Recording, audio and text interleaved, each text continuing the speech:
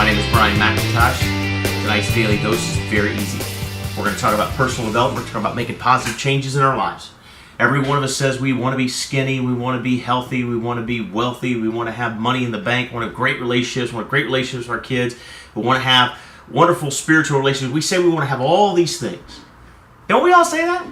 I mean, nobody goes, I wish I had less money. Right? Nobody goes, I wish I was just in worse shape and obese and unhealthy. Nobody says that. We all say we want to have better health, better relationships, better spirituality, better all of those things, right? We all say that those are the things we want. But we always act like there's some magical, mythical formula to making that happen in our lives. When the truth is, every one of us knows what to do. Don't we all know what to do? I mean, think about it. If you are overweight, for example, and you want to be skinny and healthy and all that, you know what to do. Go exercise, right? Get out of the house, go exercise. Stop eating so many calories. Stop eating the things that you know that are bad for you. Put down the Haagen-Dazs and go for a walk. It's just not that hard. It's just not that hard. So if that's true, then why is it so difficult for so many of us? And the answer is habit patterns. The answer is comfort zone. The answer is that groove that we find ourselves in. But it's really not a mystery, the things we need to do, is it? If you want to be more financially sound, spend less and save more, right? If you earn more, right?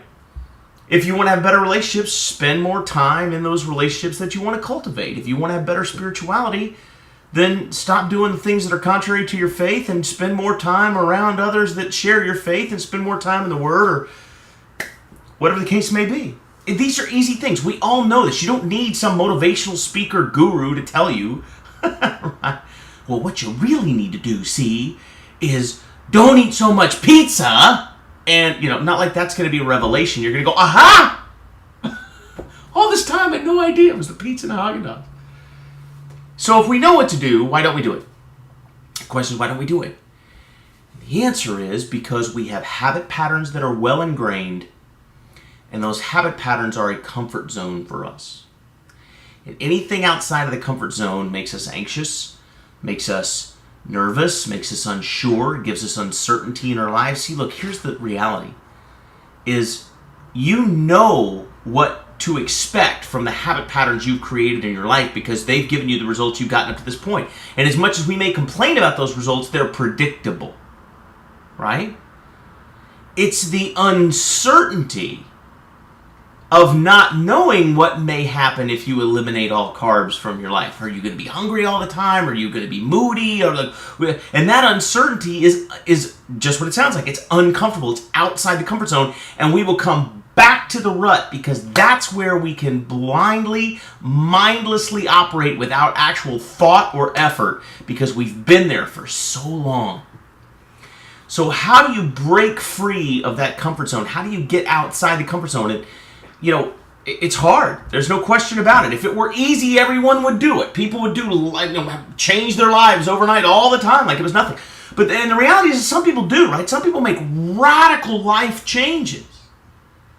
But most of us now, overwhelmingly, just tool along in the same old habit patterns, day after day after day after day, month after month, year after year, decade after decade, and we die going, man, I wish I'd done some things different. So how do we break the pattern? And here's the answer. Until the pain of staying the same becomes greater than the perceived pain of change, you won't change. I'll say it again, and I hope you're writing. Until the pain of staying the same becomes bigger than the perceived pain of change, you won't change. Now, you could if you decided to, but the statistics and history will tell us that you won't. So, just like the person who continues to smoke cigarettes, until they get cancer, and then all of a sudden quitting's no problem. Have you ever noticed that? Somebody was, I've been trying to quit for 20 years. Can't seem to do it. Then their doctor tells them, hey, you're very, very sick, and if you don't stop, it's going to kill you. And all of a sudden, no cigarettes, no problem, done. My mother's a great example of that. My mom had a quadruple bypass heart surgery. Had smoked her whole life. She's never smoked one since. Didn't seem to faze her at all. Because suddenly, the pain of staying the same meant she might die, which was way greater than the whole nicotine withdrawal business that she had been so anxious about all those years. So when the pain of staying the same, so here's what you have to do. Figure out what circumstances you want to change in your life, the things that you want to make better, whether it's your health, whether it's your wellness. And let's just say, for example, that it's your health. And you say, you know what, I really want to get leaner. I really want to get in better shape, want to look better, want to feel better. Start thinking about how miserable your existing weight makes you. Now, that's going to fly in the face of a lot of stuff. People are like, oh, don't think about what you don't want. Think about what you do want. And I'm a big believer in that. I'm a big believer in the law of attraction, all that kind of good stuff. But I'm going to let you know, until you're so sick and tired of being where you are, that you're willing to go through the change, you won't move. You won't move until you become so uncomfortable that you can't help yourself but to do something different. And the way to get yourself out of a rut or out of a groove that you've worn is to get so sick of the results that are coming from that groove that you're willing to do almost anything to get out of it. And when you get to that place, you'll say, you know what, to heck with the pain of change. I'll put up with that. I just don't want to be here anymore. And when you get sick and tired of being sick and tired, you'll make a change. But until then, you'll probably just complain and really not do anything about it. So you can dwell. I love what Mr. Jim Rohn says. Mr. Jim Rohn says, you know, if you're broke, don't put a big sign on the fridge that says I'm rich and read it every day and hope that's going to change things. Instead, put a big sign on the fridge that says I'm 40 and broke and I live in America. That'll motivate you to do something different, right? And that's just look, it's not that hard to make major changes in your life if you'll just get sick and tired of being sick and tired. Figure out what you need to sacrifice for things to get better in your life, and then get busy making those sacrifices. That's the dose, guys. Go make it a great week.